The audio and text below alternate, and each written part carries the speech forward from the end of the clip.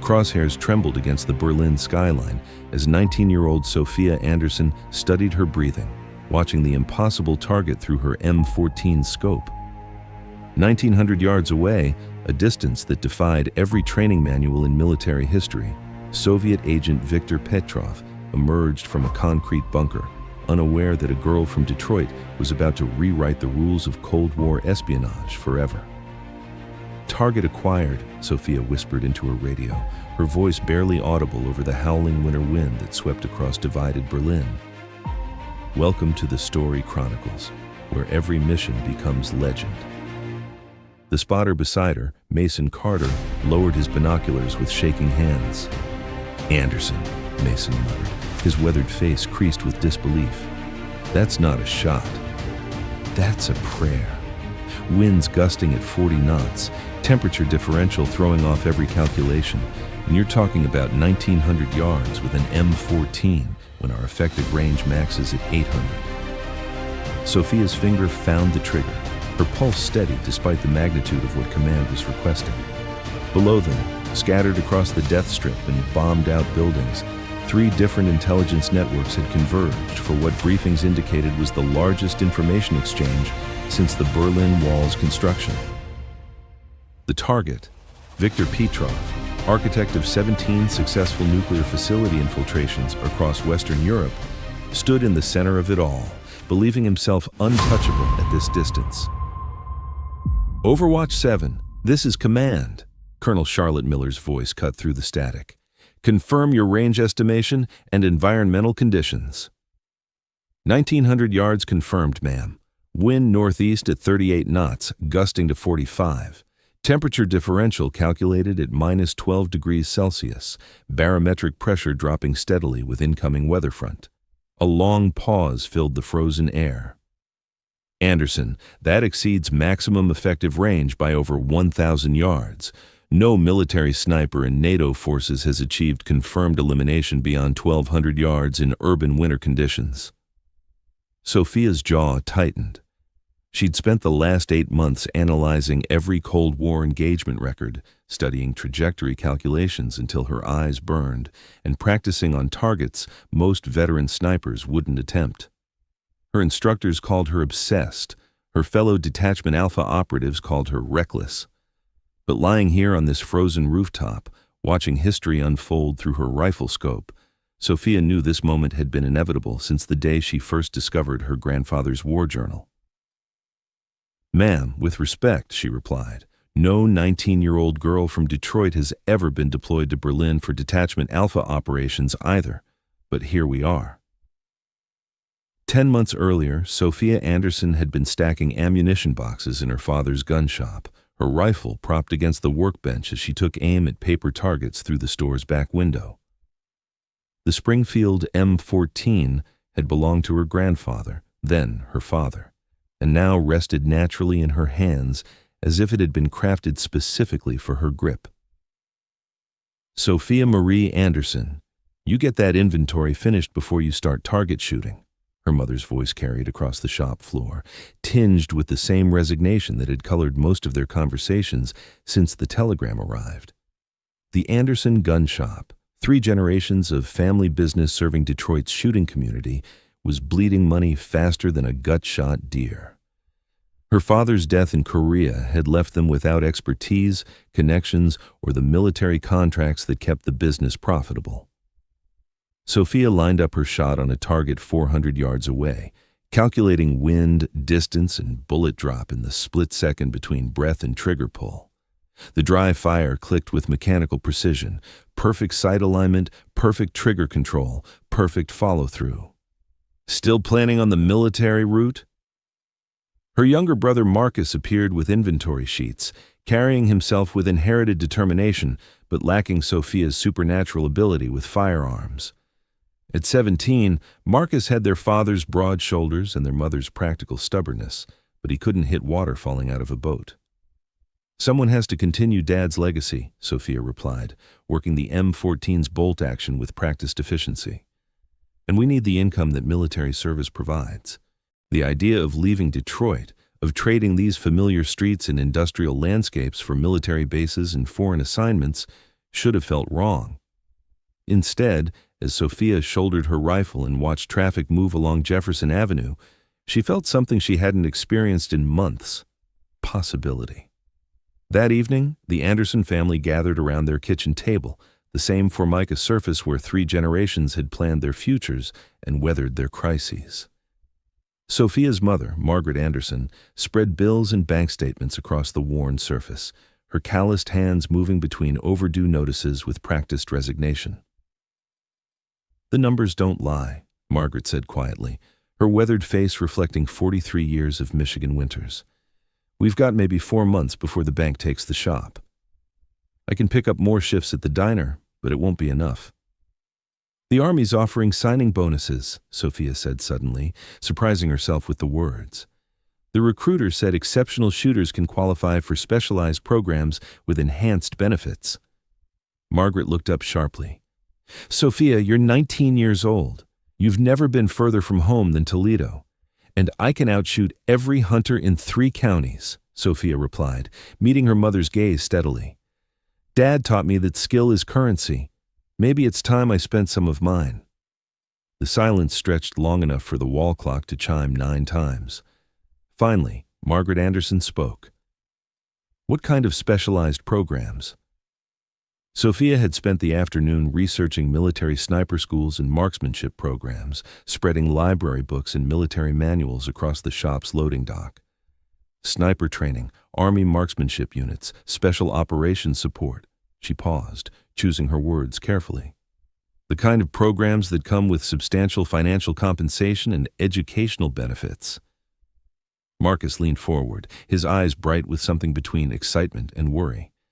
"You mean like military sniper school?" "That's serious stuff, Sophia." "I'm a serious shooter," Sophia replied simply, "and serious problems require serious solutions." Margaret pushed back from the table, walking to the window that overlooked the parking lot where customers once lined up for her husband's expertise. "Your grandfather fought in World War II. Your father served in Korea and died there. Military service changes you, Sophia. It takes something from you even when it gives something back."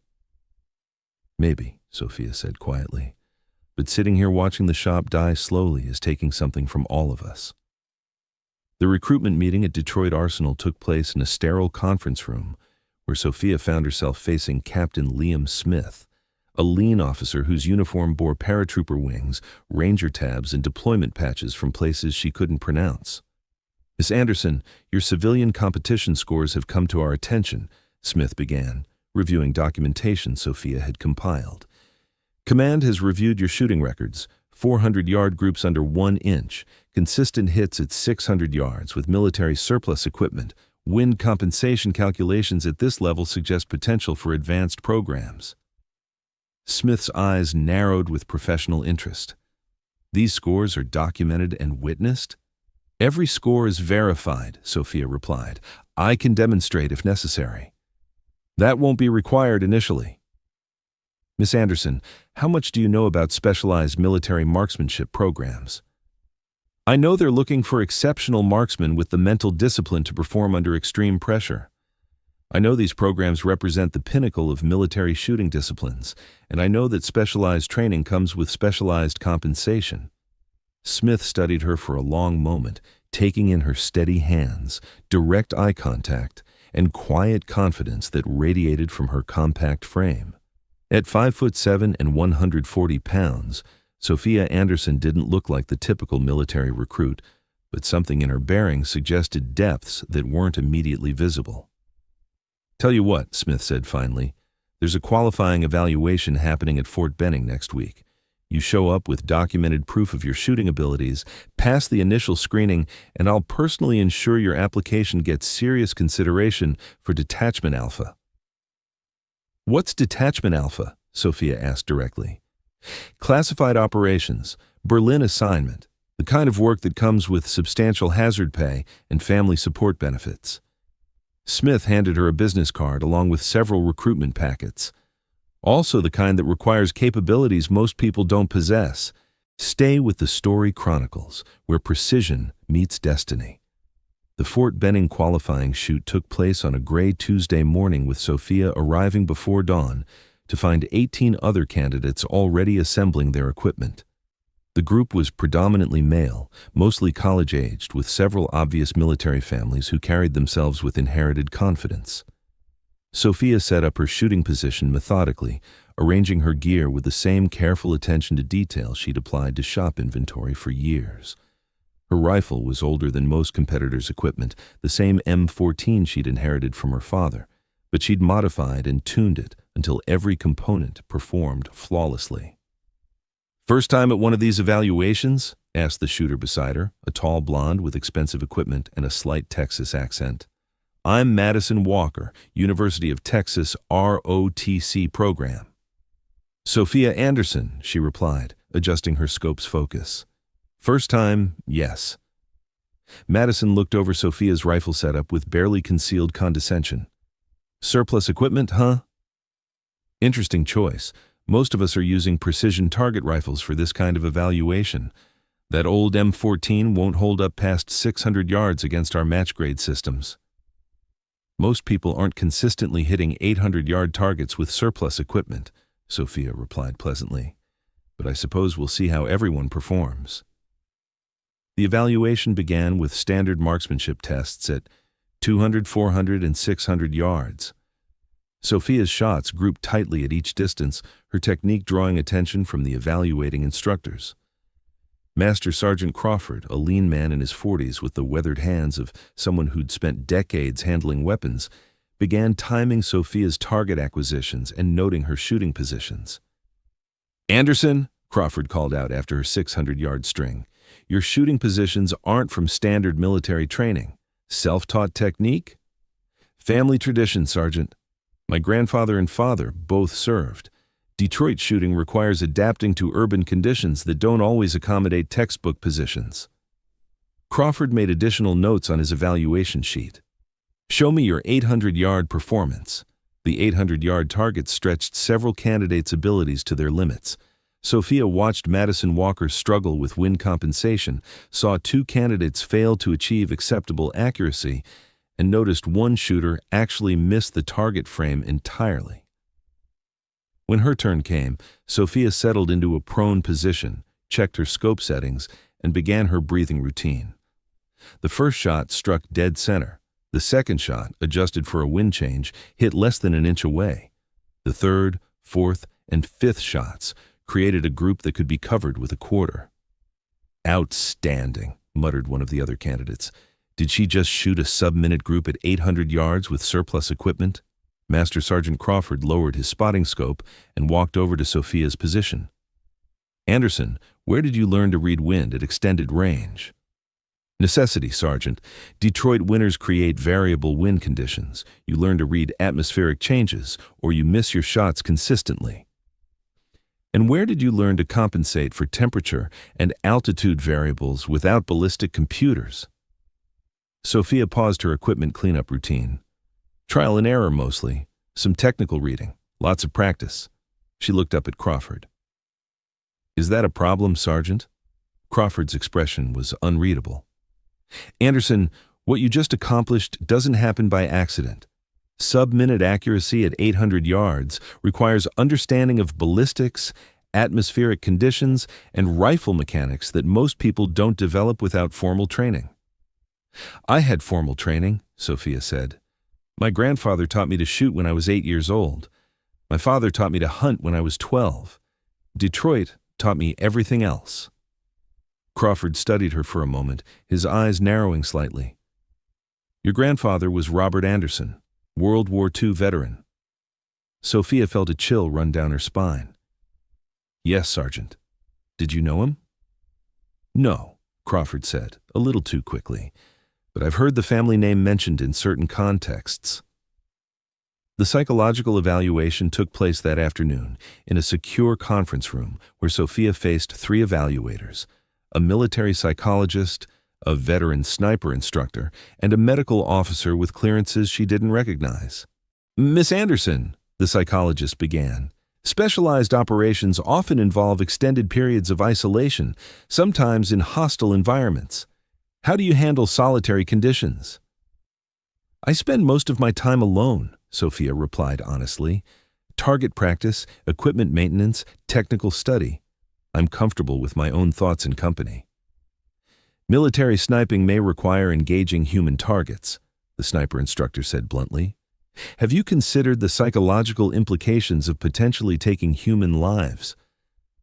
Sophia had expected this question and had spent considerable time formulating her answer. I understand the finality of trigger decisions and the responsibility that comes with lethal force. I also understand that some situations require difficult choices to protect innocent people and strategic objectives. The medical officer reviewed her physical fitness scores and background information. Your academic records show exceptional performance in mathematics and physics. Why military service instead of college engineering programs? Financial necessity and personal calling, Sophia answered. My family needs immediate financial support, and I have skills that align with military requirements. Beyond that, I want to serve purposes larger than myself. The evaluators exchanged glances. Miss Anderson, the psychologist continued, you demonstrate remarkable composure for someone your age. Some might call it unusual emotional control. Do you feel you relate well to your peer group? Sophia considered this carefully. I relate well to people who share my values: hard work, honesty, taking care of family. I don't relate as well to people satisfied with mediocrity or who avoid challenging themselves. Toward the end of the session, the medical officer asked a question that caught Sophia off guard. Have you ever experienced unusual visual processing abilities, enhanced motion perception, or exceptional depth calculation beyond normal human parameters? Sophia thought of the moments when trajectories seemed to map themselves in her mind, when wind patterns became visible, when distances felt like measurable quantities rather than estimates. I'm not sure what you mean by unusual. I've always had good eyesight and spatial awareness. It helps with precision shooting. The officer made notes without commenting further. After 4 hours of questioning, Sophia was dismissed with instructions to wait for evaluation results. She spent the remainder of the afternoon walking around Columbus, Georgia, marveling at the military precision that characterized everything about Fort Benning. Her phone rang as she sat in a diner, watching soldiers move with purposeful efficiency through the streets outside. Anderson, this is Captain Smith from Detroit Recruitment. I just received your evaluation results from Fort Benning. Sophia's pulse quickened. And in 15 years of coordinating these evaluations, I've never seen scores like yours. You didn't just qualify for specialized programs, you established new evaluation standards. Smith paused. There are people at Special Operations Command who want to meet you immediately. What kind of timeline? Sophia asked. Basic training starts in 4 weeks. Specialized training follows immediately. If you accept, you deploy to operational assignment within 6 months. Full training cycle including classified programs. 6 months to transform from Detroit gun shop worker to military sniper. 6 months to develop skills that could support her family and serve strategic objectives. 6 months to discover if her natural abilities could translate to professional excellence at the highest levels. Captain Smith, I'll need to discuss this with my family, but I'm very interested in proceeding. Anderson, one more thing. The evaluation team noted something exceptional about your shooting methodology. They said you seem to intuitively understand ballistic principles that take most people years to master. Don't let anyone convince you that's not valuable. Emily hesitated, then asked the question that had been building since her grandfather's name was mentioned. Captain, was my grandfather involved in any specialized military programs during World War II? A long silence followed. That's not something I have clearance to discuss over unsecured communications, but if you're asking what I think you're asking, let's just say certain capabilities run in families, and the military has always maintained interest in those capabilities. After hanging up, Sophia sat in the diner's booth, watching Georgia traffic and thinking about the path that had brought her to this decision point. Tomorrow she would call her mother and accept the military's offer, Tomorrow she would begin the transformation from civilian to professional operator. But tonight, as she prepared to return to Detroit for what might be her final weeks as a civilian, Sophia felt a profound connection to family members who had walked similar paths before her. Her grandfather's service, her father's sacrifice, and now her own calling to serve purposes larger than personal comfort. The specialized training began immediately after basic training graduation, and Sophia discovered why the failure rate exceeded 70%.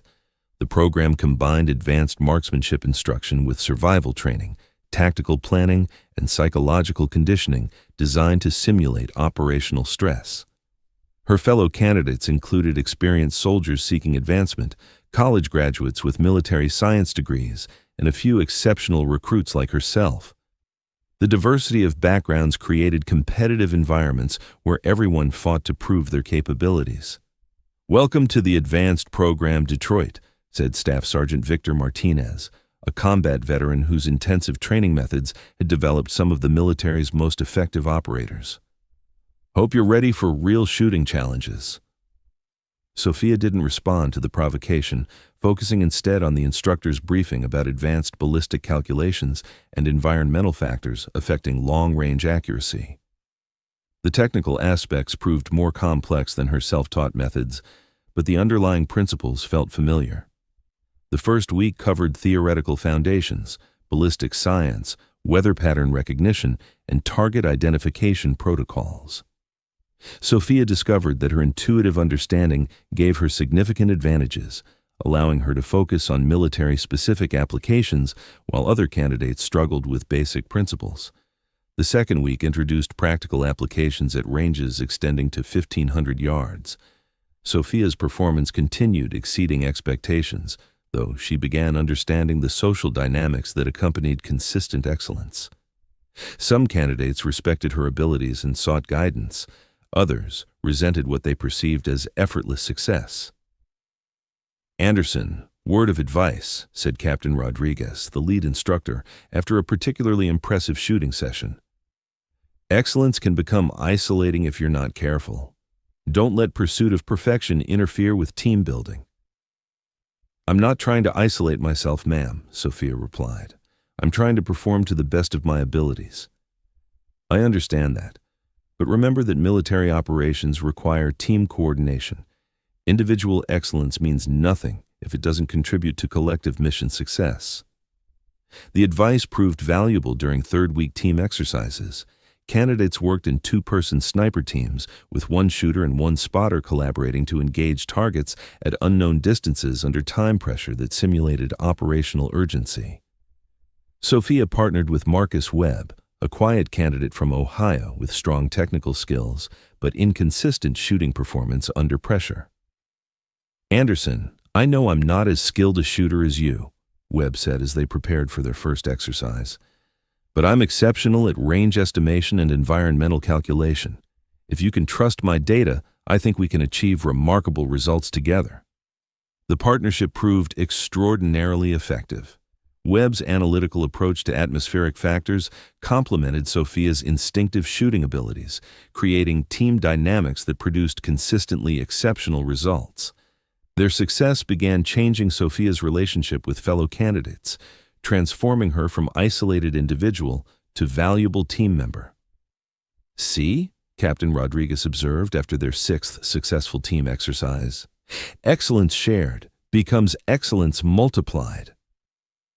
The fourth week introduced combat stress simulation, engaging targets while under physical and psychological pressure designed to replicate battlefield conditions. Sophia discovered that her years navigating Detroit's challenging environments had prepared her well for performing under adverse conditions. But the real test came during a night exercise that combined all previous training elements. Teams would engage multiple targets at unknown ranges while receiving indirect fire simulation, working under time constraints that mimicked combat urgency. As Sophia and Webb moved through the exercise, they encountered unexpected complications that tested every skill they had developed. Equipment malfunctions, communication failures, and environmental challenges that pushed both operators beyond their previous experience levels. Range to primary target? Sophia asked, settling behind her rifle in freezing rain that made equipment handling treacherous. 1,400 yards, Webb calculated through his spotting scope, factoring environmental conditions with practiced precision. Wind east-northeast at 25 knots, gusting to 35, temperature dropping rapidly with precipitation affecting visibility. Sophia adjusted her scope and found her target through the reticle. The exercise began with simulated explosions and noise designed to create stress and distraction. Through it all, Sophia maintained focus, engaging targets with mechanical precision while Webb called corrections and confirmed hits. They completed the exercise with perfect scores on all targets, establishing new course records for accuracy under adverse conditions. As they packed equipment in the pre-dawn darkness, Sophia realized she had found something unexpected in military service: partnership based on mutual respect and complementary skills. "Anderson," Webb said as they secured their gear, "working with you has been the highlight of this training. You make impossible shots look routine." "We make them together," Sophia replied. "Your calculations make my shots possible." The graduation ceremony was smaller than basic training, with only 12 candidates successfully completing the specialized program. Sophia was the youngest graduate and the only one entering operational assignment directly from civilian life. "Anderson," Master Sergeant Crawford approached her after the ceremony, carrying official assignment orders. "Your final scores established multiple program records. Long-range accuracy, environmental adaptation, and team performance all exceeded previous benchmarks." Sophia accepted the folder containing her operational orders and deployment information. "Thank you, Sergeant." "Where am I being assigned?" Crawford's expression grew serious. "Berlin, Germany." "Detachment Alpha Operations. You'll be attached to an experienced team conducting classified missions in divided city environments." He paused, studying her reaction. "Anderson, training is finished. What comes next involves real-world application with strategic consequences." "I understand, Sergeant." "Do you?" Because Berlin isn't a training environment, it's the epicenter of Cold War tensions, where mistakes don't just compromise mission success, they create international incidents. 2 weeks later, Sophia Anderson found herself on a military transport aircraft crossing the Atlantic, carrying skills and clearances that had transformed her from Detroit gun shop worker to classified military operator. The C-130's cargo hold was filled with equipment and personnel bound for European assignments, but Sophia's destination carried significance beyond standard military deployment. Berlin represented the front lines of ideological conflict, where East and West faced each other across concrete barriers and razor wire. Her assignment to Detachment Alpha meant operating in environments where military precision intersected with political necessity. As the aircraft descended toward Tempelhof Airport, Sophia pressed her face to the small window and watched divided Berlin spread out below. The city showed clear evidence of its complex history. Bombed-out buildings still visible 22 years after the war, the stark line of the Berlin Wall cutting through neighborhoods, and the constant presence of military installations from 4 different nations. "First time in Berlin?" asked the soldier sitting across from her, a sergeant from the 82nd Airborne with multiple European deployment patches on his sleeve. "Yes," Sophia replied, still studying the landscape. "Interesting place. Beautiful and dangerous at the same time. The city teaches you things about yourself you never knew existed." He gestured toward the window. "That wall down there isn't just concrete and wire. It's the physical manifestation of everything we're fighting for." The temperature at Tempelhof hit Sophia like cold steel. Intense winter air that immediately made her Detroit-accustomed lungs work harder. The atmosphere carried scents of diesel fuel, industrial pollution, and something else she couldn't identify but would later learn was the perpetual scent of a city where ancient tensions met modern conflict. Captain Liam Smith met Sophia at the Arrival Processing Center, his uniform now showing European deployment patches and cold weather modifications. "Welcome to Berlin, Anderson. Transport to Andrews Barracks leaves in 30 minutes. Use the time for final gear checks and environmental acclimatization. The helicopter flight to Andrews Barracks took them over terrain that appeared both familiar and alien. Urban landscapes similar to Detroit's industrial areas, but marked by division walls, checkpoint facilities, and military installations that spoke of ongoing conflict rather than peacetime prosperity. Population down there represents multiple nationalities and political affiliations, Smith explained over the aircraft's engine noise. American, British, French, Soviet sectors, plus East and West German civilian populations. Our mission requires distinguishing between legitimate contacts and potential threats while maintaining operational security. Andrews Barracks occupied strategic positioning in West Berlin, providing coordination capabilities for Detachment Alpha operations while maintaining cover as routine military administration. The facility was larger than Sophia had expected, but smaller than she had hoped, housing perhaps 50 personnel in temporary buildings, surrounded by security barriers. "Home for the next assignment period," Smith said as they walked through the main gate. "Not exactly Detroit, but you'll find the work engaging." Their quarters consisted of modified barracks divided into team areas, with common spaces for equipment maintenance and mission planning. Sophia claimed a bunk near communications equipment, a habit developed during training where proximity to information meant tactical advantage. "Anderson, settle your gear and report to the briefing room in 1 hour," Smith instructed. "You'll meet your team leader and receive initial mission orientation." The briefing room contained wall-mounted maps displaying current tactical situations throughout divided Berlin. Digital displays showed real-time intelligence updates, while communication equipment maintained contact with multiple operational elements across the city. Colonel Charlotte Miller commanded Detachment Alpha operations with the controlled intensity of someone managing complex missions under political scrutiny. Her uniform bore special operations qualifications and deployment patches representing multiple conflict zones. "Anderson, welcome to Berlin operations," Miller began without preamble. "Intelligence indicates increased Soviet activity in Sectors 7 and 12. They're conducting what appears to be coordinated information gathering regarding NATO defensive preparations." Sophia studied the tactical displays, noting patrol routes, observation posts, and potential engagement areas marked throughout the city. "Ma'am, what's our operational objective?" "Surveillance and interdiction. Soviet intelligence operatives are meeting with East German contacts to exchange information about Western military capabilities. Your team will provide overwatch and, if necessary, precision intervention." Miller activated additional map displays.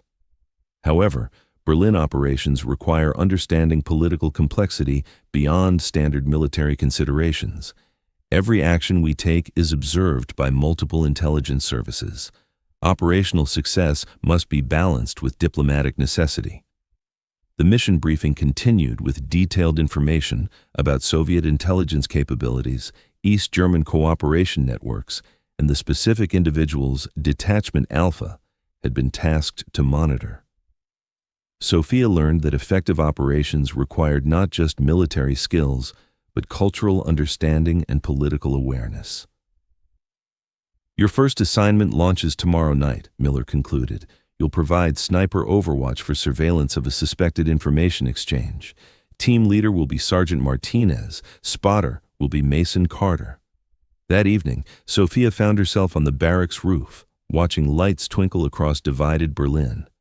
The city at night revealed its complex character, bright illumination in western sectors contrasting with dimmer lighting in eastern areas, the floodlit death strip creating a harsh line between competing ideologies. Mason Carter joined her, carrying coffee and wearing the easy confidence of someone experienced in urban operations. "First night in Berlin?" "Yes, it's different from Detroit, but not as different as I expected." "Give it time. Berlin grows on you, but it also challenges assumptions you didn't know you had." Carter gestured toward the eastern sectors. "Every light over there represents people living under conditions we're fighting to prevent spreading." They stood in comfortable silence, watching the city and listening to sounds that carried across the winter air. Distant traffic, occasional helicopter flights, and the subtle hum of a metropolis that never completely slept. Carter, what should I expect from tomorrow's mission? Urban surveillance, precision observation, possibly long-range engagement if circumstances require. Carter studied her profile in the darkness. Anderson, Martinez says you've got exceptional shooting skills. Tomorrow we find out how those translate to operational conditions. The next evening, Sophia found herself in a hide position overlooking Potsdamer Platz, one of Berlin's most strategically significant areas. The location provided observation of multiple approach routes while offering concealment from counter-surveillance efforts.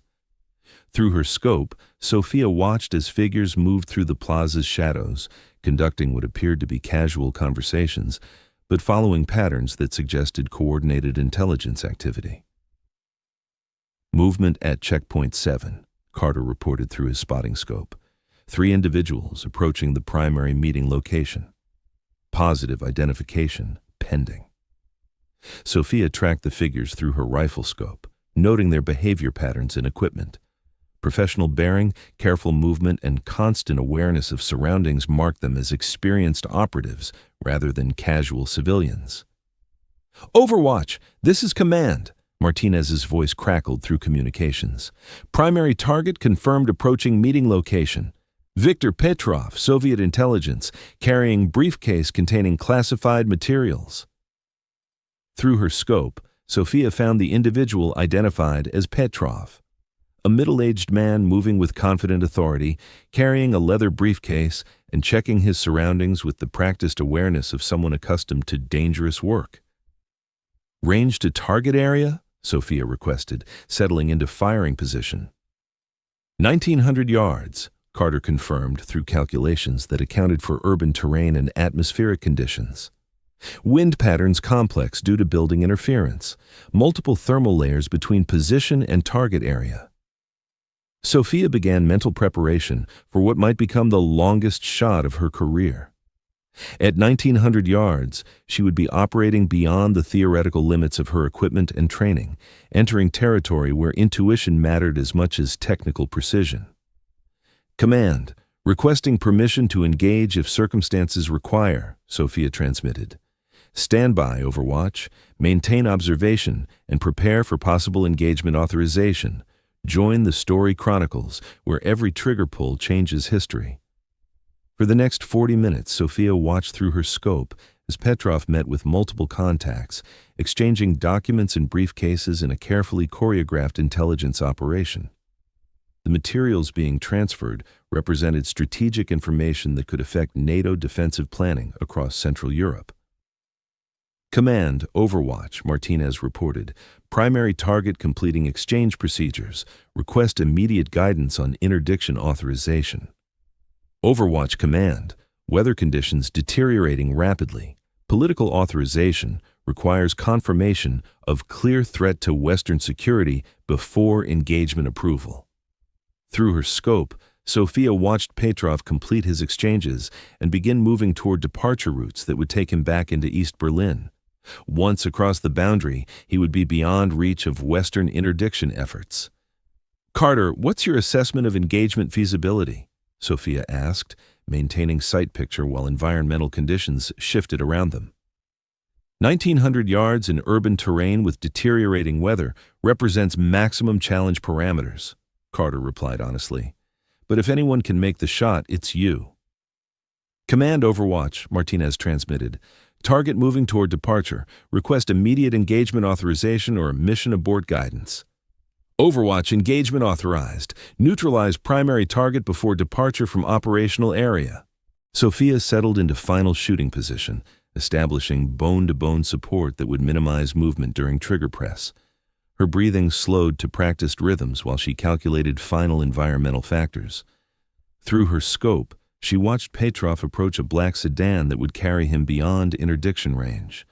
The briefcase containing NATO intelligence remained handcuffed to his wrist, representing strategic information that could cost Allied lives if it reached Soviet analysis centers. Wind across the plaza had momentarily steadied. Building thermal effects had minimized atmospheric distortion. Sophia felt the moment of absolute clarity her grandfather had described, perfect convergence of skill, equipment, and opportunity. Her finger took slack from the trigger. She exhaled partially and held her breath. The M14 fired, its report echoing across Potsdamer Platz as the 7.62 NATO round began its journey through Berlin's cold night air. The bullet traveled 1,900 yards in approximately 3 seconds. Through her scope, Sophia watched Petrov suddenly stagger as the round struck center mass. He collapsed beside the sedan, the briefcase falling from nerveless fingers as his security detail scattered for cover. "Target down," Carter confirmed, his voice tight with amazement. "Direct hit at 1,900 yards. Petrov is neutralized, briefcase secured." "Outstanding work, Overwatch," Command responded. "Extraction teams moving to secure materials and sanitize engagement area." As sirens began wailing across divided Berlin and military vehicles converged on Potsdamer Platz, Sophia carefully packed her equipment with methodical precision. The shot that eliminated Viktor Petrov would never appear in official records, would never be acknowledged by military authorities, and would never be discussed outside classified channels.